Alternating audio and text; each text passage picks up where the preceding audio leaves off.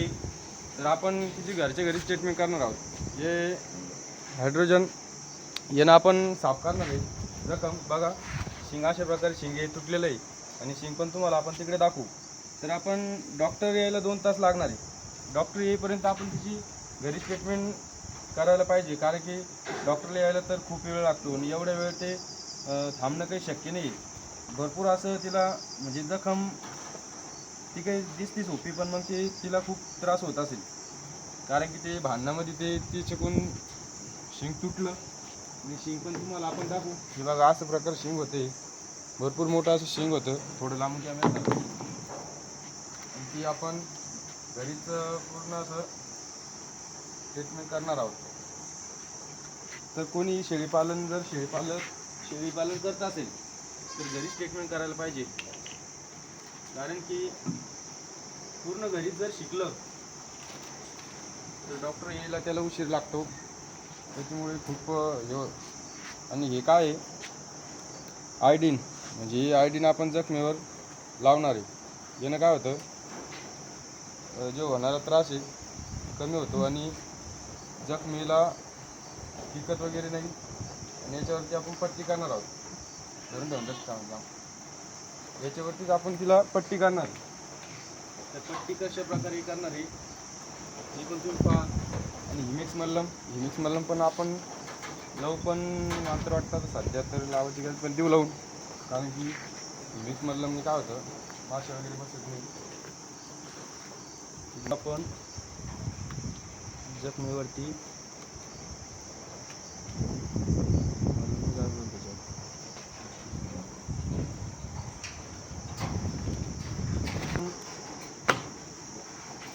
पूर्ण असं कापून पूर्ण गोल करून असं टाकून देऊ.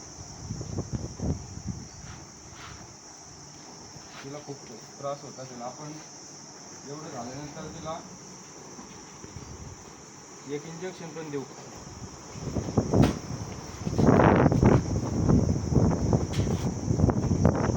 कारण की रक्त तिचं एवढं निघतंय ना. शेळीपालन असो किंवा अथवा मेंढीपालन, हे जर आपण घरी शिकलो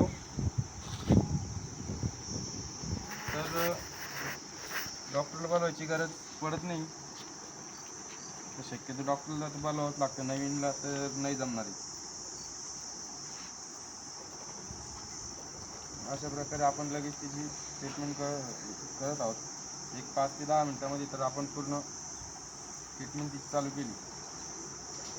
डॉक्टरला येईपर्यंत 2 तास, तेवढं 2 तासात तर ती चांगल्या प्रकारे रिकवर होऊन जाईल. आणि शिंगाचं कसं असतं, शिंग तुटल्यानंतर रक्त थांबत नाही, त्याला लगेच ट्रीटमेंट करावं लागते, कारण की शिंग तुटलं म्हणजे रक्त थांबणं हे शक्य नसतं, कारण की रक्त जास्त निघतं ती शिंग तुटल्यामुळे.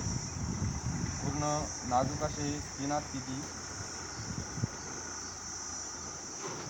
नाजूक स्किन असल्यामुळे रक्त हे खूपच निघतं.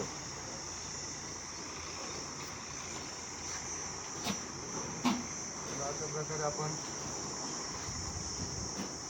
शिकायला पाहिजे आणि व्हिडिओच्या माध्यमातून पण तुम्ही शिकू शकता. आणि तुम्हाला जर शिकायचंच असेल तर आपण ट्रेनिंग पण ठेवलेली आहे. जूनमध्ये आपली ट्रेनिंग तारीख लवकर तुम्हाला डिक्लेअर कळवू तुम्हाला तारीख.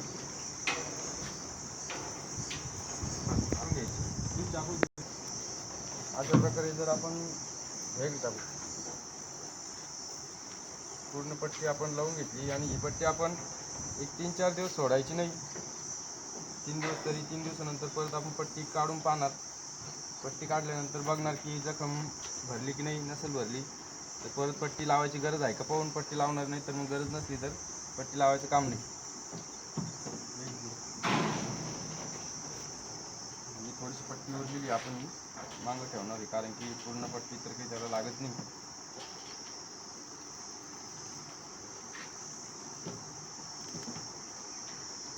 पूर्ण साहित्य जर घरी असलं तर लवकरच ट्रीटमेंट होतं.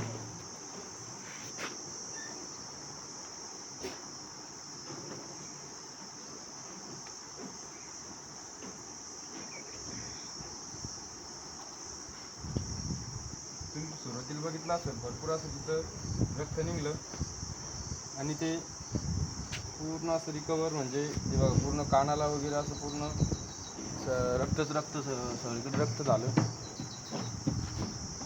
आगींवरून पे टाकत का मी तिला बस दे सोडून. तर आपण लगेच तिच्यावरती ट्रीटमेंट करून पूर्ण अशी शेळीला लगेच आपण तिला मोकळं सोडलं. कारण की जर आपण डॉक्टरला बोलवपर्यंत जर थांबलो असतो तर भरपूर असा वेळ लागला असता. एवढ्या वेळेत तर ती शेळी म्हणजे तिचं बरंच रक्त गेलं असतं. त्याच्यामुळे आपण लगेच ट्रीटमेंट करून लगेच शेळी रिकवर केली. आणि शेळी सोडल्यानंतर लगेच खायलासुद्धा पलीकडं तिच्या मतानेच खायला पण गेली. म्हणजेच तिला जो होणारा त्रास आहे तो आता एकदम असा नाहीसा झाला आणि ती लगेच खायला लागली.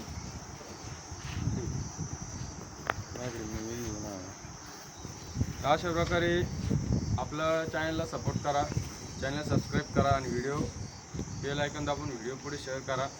धन्यवाद.